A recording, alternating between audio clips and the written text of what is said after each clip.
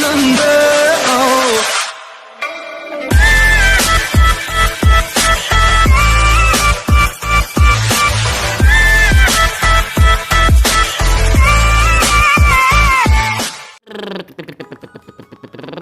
สวัสดีพวกเราสาวทุกคนนะวันนี้ก็อยู่กับเฮาใน LM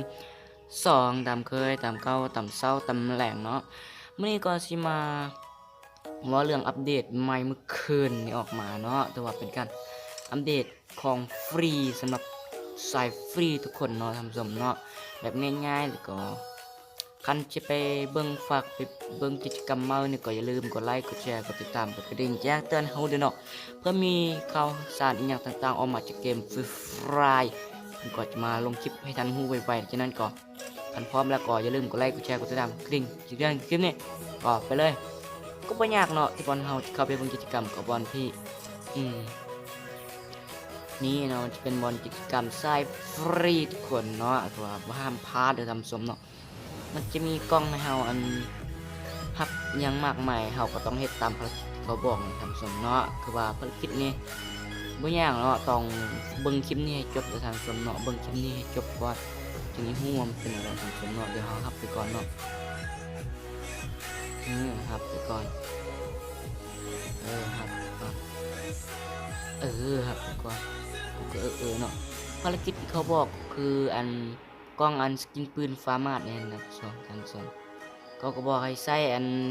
แฟชั่นได้อันผมบ่ใจแค่มันก็บอกให้เฮาเซอร์สุดตัวนี้ทำสมเนาะ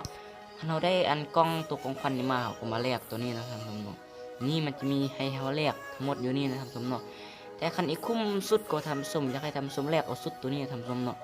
หรือว่าส้มก็ได้ทำสมเนาะเพราะเขายังได้เอาเสื้อสุดเสื้อหรือว่าส้มนี่มาเซอร์ลินกิจกรรมเนาะขับเครื่องลมเนาะ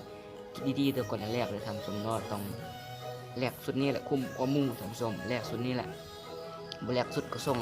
เขาแลกได้มาแล้วเราก็มาลิ้นเนาะมันก็จะให้ครับตามนี้เนาะนี่เนาะ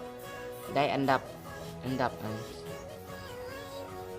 10ขึ้นไปเนี่ย3 ครั้งเขาเซอร์สุดนะลิ้นอันดับ10ขึ้นไป3 ครั้งเขาก็ได้มากองนึงทำสมเนาะแบบบ่ยากเนาะใส่ฟรีนี่ได้ทำสมนะแล้วก็จะแมนแล้วพอเขาก็ได้มาเราก็มาแลกอันนี้พอชุดตัวนี้มันก็จะเป็นชุดที่ดีทำสมเนาะว่าชุดตัวนี้เนาะก็เป็นชุดหน้าตาแบบนี้แหละนี่เนาะที่เขาใส่มาเผาได้แล้วเขาก็คือจะไปแลกนะทำสมเนาะเขาก็จะแลกตัวแมวพอมีสกินมาแล้วนะทำสมชุดนี้ก็ได้มาจากฮันค่าตัวหนึ่งเนาะวางที่แล้ววางเดือนแล้วเขาแจกอันท่าอันนี้เนาะนี่เนาะคันเฮาลิ้นอะไรเฮาลิ้นไปเราก็ได้สุดนี้ไปเนาะทำสมเนาะพอได้มาแล้วคันไพ่ยังบ่ได้ฮิบไปแรกเลยทำสมเนาะสะสมนี่เนาะพอ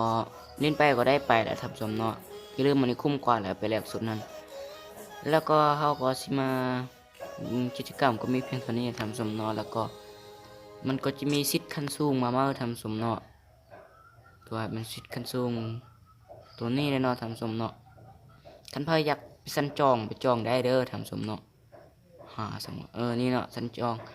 ซื้อประมาณ1 เพชรไปก็จะได้ดาบคาตนะทำสมนี่เนาะจะเป็นดาบคาตนะตัวนี้เนี่ยคันพายังบ่ได้ไปเลื่อนเด้อคิดส่งมาอัปเดตอัปดงไว้มีเท่านี้แหละเขาอัปเดตอันแบบมันล่าสุดทำสมเนาะจะมีอันนี้ละ2 อันอย่าลืมเด้อไปลิ้นไปสะสมแล้วทำสมเนาะเดี๋ยวก็จะมาเปิดกล้องตัวนี้ซะเพื่อให้คลิปมันยืนยาว